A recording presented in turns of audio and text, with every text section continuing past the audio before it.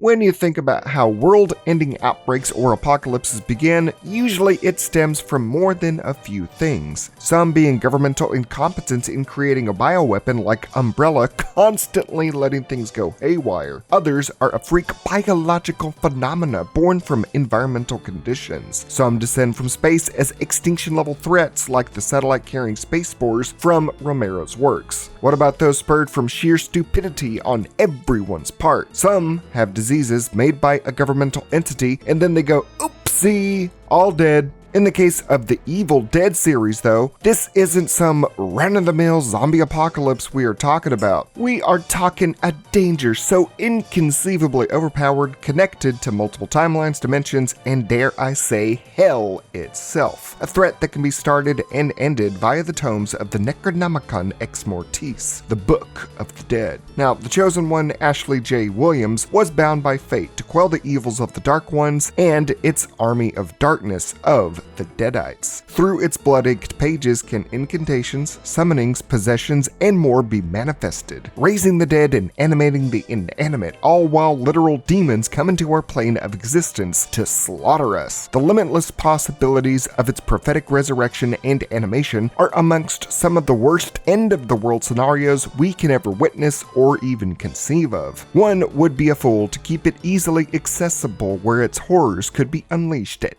any given moment, and even a bigger one to willingly read from its pages on a high note, you might say. Well, Mr. Ashy Slashy and his everlasting libido had other plans. Plans that would be the biggest fumble across both horror and comedy genres, dare I say, of all fiction and human history. But what was so bad about his actions? And what were they the catalyst to? What did they lead to that would make it so awful? Well, let's get into that, as today we are discussing the worst mistake ever made in horror history: Ash versus the Evil Dead.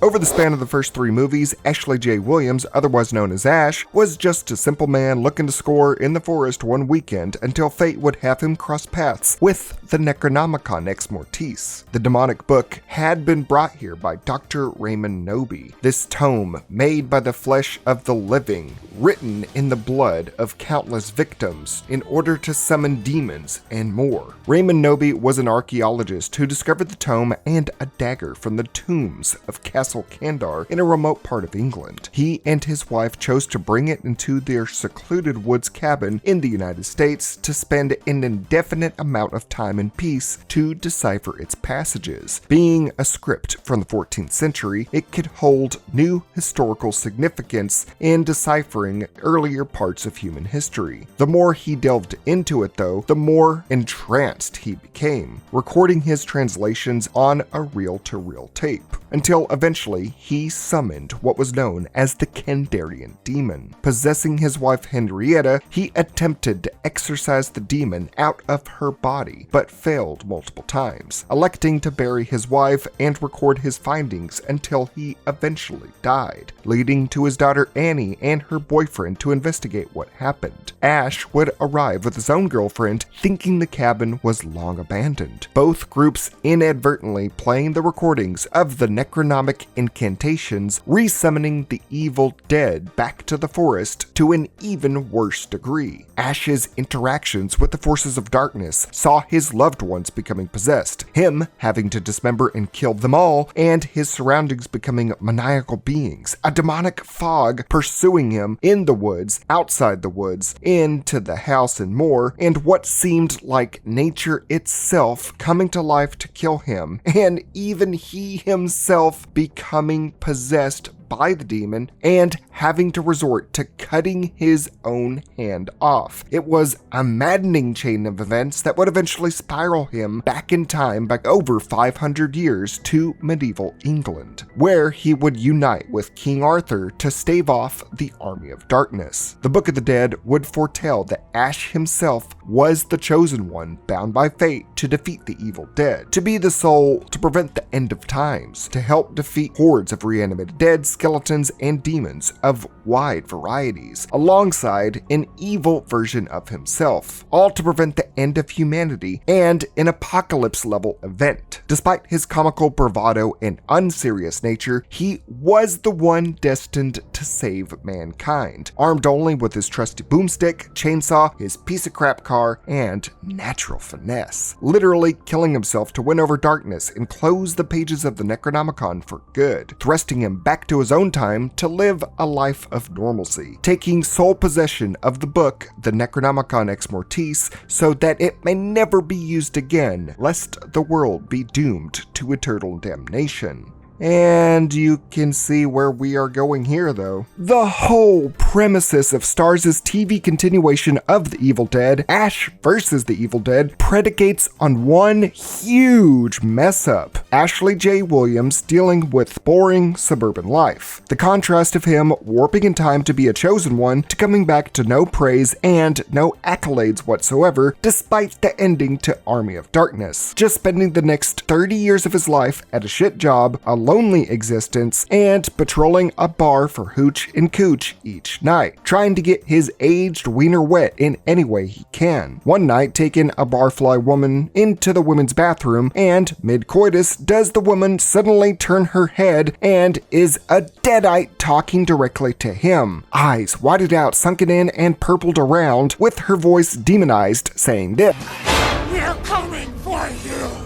The dude has visions of a deadite for the first time in over 3 decades, with the woman he was given his boomstick to turning mid-climax and looking and saying shit like this. This should have automatically been a, yeah, you know what, I'm good. You reminded me of my ex and past trauma, so let's call it before I end up blowing your head off before you go down to give me hit. You know what? But no. Ash, everything you went through, you decide to keep at it, going back to his trailer after completion to see that the Book of the Dead is still where he last left it, but now with some paraphernalia tucked in. It's an empty bag of weed. He flashes back to why this is the way it was, and it is stupid even for his standards. The dude brought a chick home looking to rock the Casbah, and in the middle of smoking some Mary Jane, Ash spots some ink on the girl's wrist, trying to get to know her, but we know where that's trying to go. She states that it's a quote from a French poem and how poetry just drives her wild, man. The girl looks like the only French she knows is omelette de fromage. So Ash, trying to impress her in his high and fugue state, is like, hey, you like foreign languages that sound cool and mysterious? Let me just whip out this big book made of flesh and blood and rock your world, baby. Of course, you would have to decipher and recite the ancient text in order for it to work. And let's face it, Ash cannot remember individual words from the Necronomicon. Noodle. It's an N-word. It's definitely an N-word. Definitely an N-word. What do you mean by that? Let alone entire passages to impress some backwoods bimbo. So, for his convenience, he left post-it notes of all of its tomes, well, some of them, translated and even sounded out phonetically out on the pages themselves to be easily readable to any person that picks up the book. Dude went through hell and back literally over purely what was said in the presence of this book. So he just keeps the book easily accessible and readable to anyone that walks in his dinky ass trailer. I get the notes to read in case shit happens and you need to recite from it to send the deadites back. You always have to have some kind of contingency. But why keep them together for anyone to read? They should be separate, especially say if some burglar broke in or, God forbid, opened the unlocked front door and just yoinked it, reading the passages before selling the book to some pawn shop in Tennessee. Hell, that premise would have at least been less stupid than what Ash does, saying, hey, let's get high as hell, let me show you a language you never heard. Reading passages and even guiding the chick in reading them, pointing his finger, sounding out everything with her as she repeats it, as if he is teaching a toddler their ABCs for the first time, and then laughing at them maniacally publicly for getting it wrong. Seriously? You're laughing? Look what happened because of what you did, what it led to. There were riots out there. 2 policemen are in critical condition. You're laughing. You're laughing. Someone was killed today because of what you did. I know. Well, you got me. By all accounts, it doesn't make sense. Oh my god, it's like alcoholism, boredness with life, and thinking with your second head made you do the— Oh, it makes sense now. Dude was so balls deep in a midlife crisis with a midwife wife sis, and just did not give 2 damns because he didn't give a shit. When he realized just how much of a royal screw up he made, Ash was like this.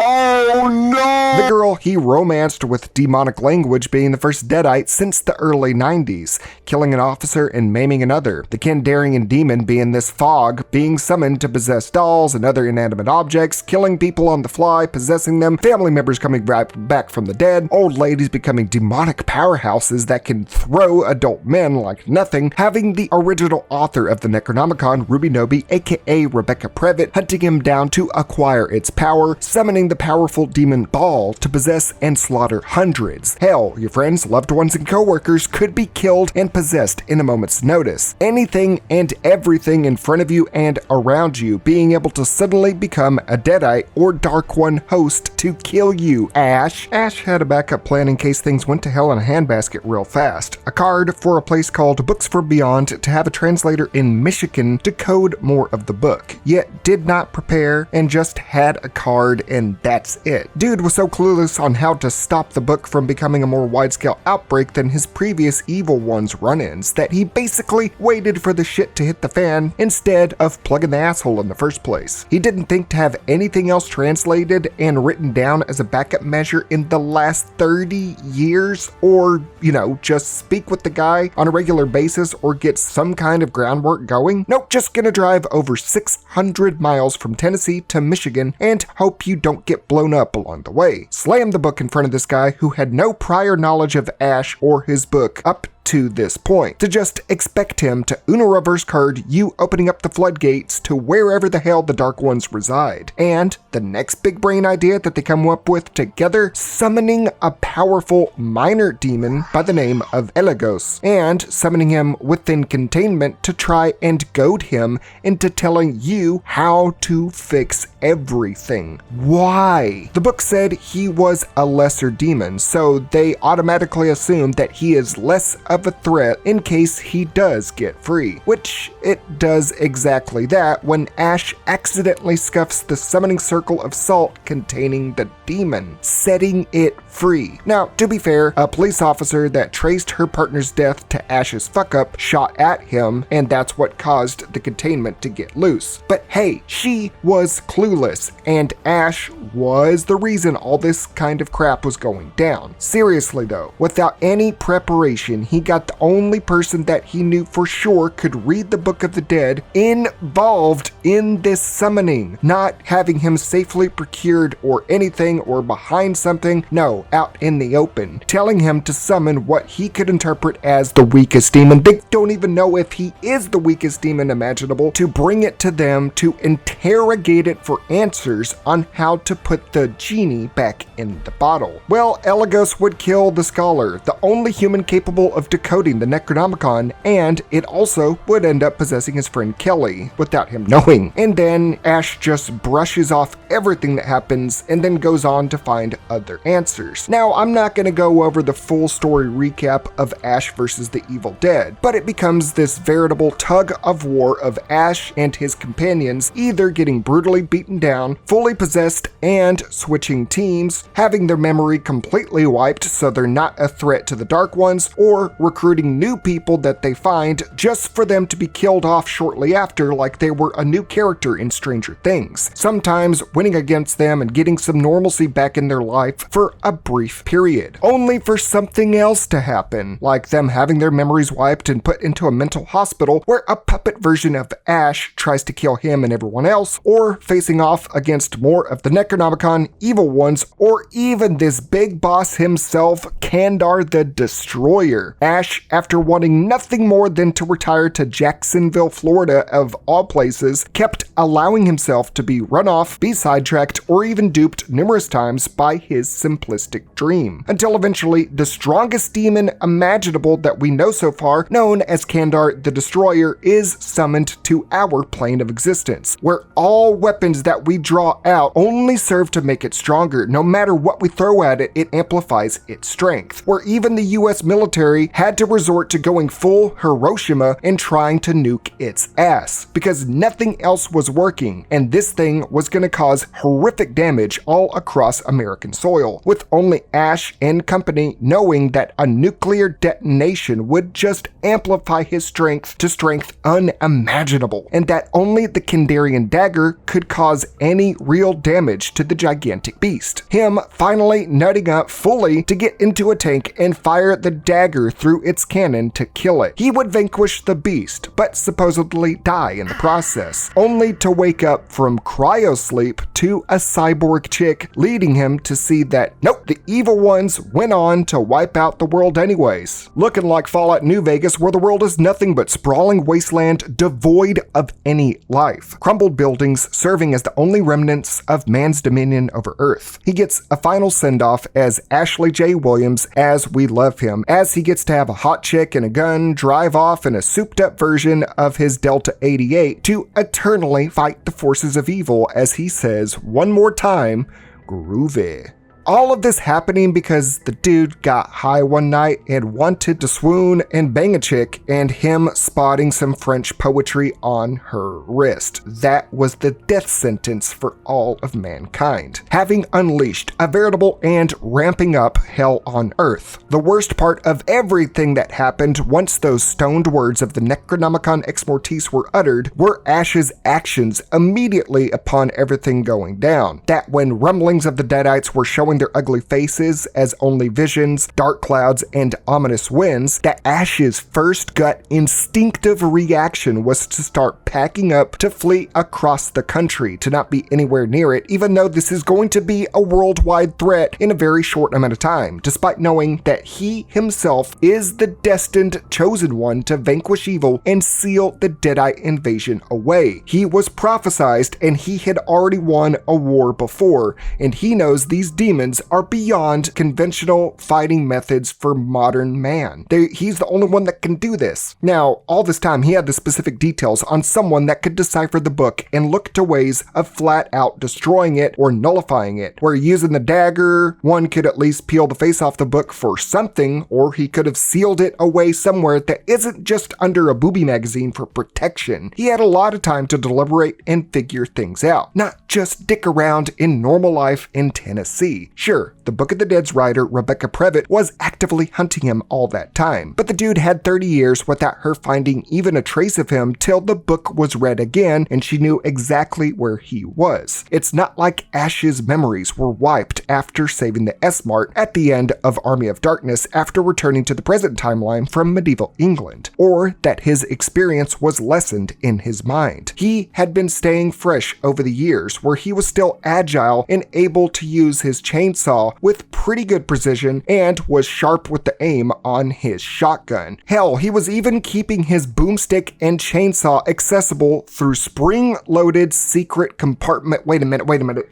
He had secret compartments for his weapons, but not the book that could end the human race and usher in an endless age of darkness? Really, my dude? Come on. It wasn't like people around him were not constantly reminding him of the past. People didn't know too much of the Deadites, but he had gained the infamous moniker of Ashy Slashy since he was the sole survivor of the Nobi Cabin Massacre. Acquitted of all charges, people had assumed that he pulled an O.J. Simpson and freely walked after going on a killing spree with his trademark chainsaw. Now, that wasn't the case, but on the surface level, that's what it looks like. I'm sure Ash went on about Deadites and the Necronomicon during one of his hearings, and someone out there would have gone snooping, believing everything that he said. But again, nah, Ash was known in his very small hometown as a killer, and everyone just made fun of him. I don't know why you would make fun of a guy that killed a whole cabin of people with a chainsaw, but that's where they were at. Ash just gave up on doing anything in life and secluded himself into working hardware at a convenience store. The fact that he knew of everything that the Book of the Dead was capable of and just let it sit unguarded and easily accessible to anyone is going to be the most mind-blowing thing out of everything in this franchise. Some fuck-ass podcaster could have overheard the legend of Ashy Slashy and went to his place and found the book he probably mentioned during his court hearings, reading the post-it notes and dooming mankind while he was working a 9-to-5 or off getting chlamydia at a bar that smells like vomit, semen, and regret. Or some burglar or anyone doing the same of reading the book while he was nowhere near. Ashley J. Williams, seeing these ideas, said, "No, that origin story for the Deadite apocalypse is stupid. It's a dumb-ass idea. Let me one-up that. Let's just summarize it to, I was trying to get laid and high at the same time, and then boom, Deadite apocalypse. There you go. There's the origin story." From that one reading, we went from the evil ones being relegated to just an isolated incident in the forest, one supermarket attack, and a war in medieval England that would have been buried in the annals of history, to multiple citywide Deadite massacres, possessed cars and dolls wiping people out, and tower-sized, world-destroying monsters ravaging the planet while Ash goes and takes a dirt nap until all of Earth looks like a Mad Max reboot of Army of Darkness. No other mistake in horror or zombie history could ever compare to Ashley J. Williams' reading from the Necronomicon Ex-Mortis that he had translated and made easily accessible to anyone as a way to impress a girl with a French poem tattoo on her wrist while getting baked off of his gray, wrinkled balls. Maybe they're still black, I don't know, but Sam, Bruce, but it's the truth. It is the biggest fuck up in all of horror, zombie, and hell, maybe even fictional history. Ash's horniness overwhelming any fear or sense of self-preservation has basically doomed us all. Despite being the chosen one foretold in the Necronomicon Ex-Mortis and countless others to be the one to kill off the evil ones and their denizens of demons and deadites, he became the chosen one to choose his dick over every man, woman, and child on the face of the earth.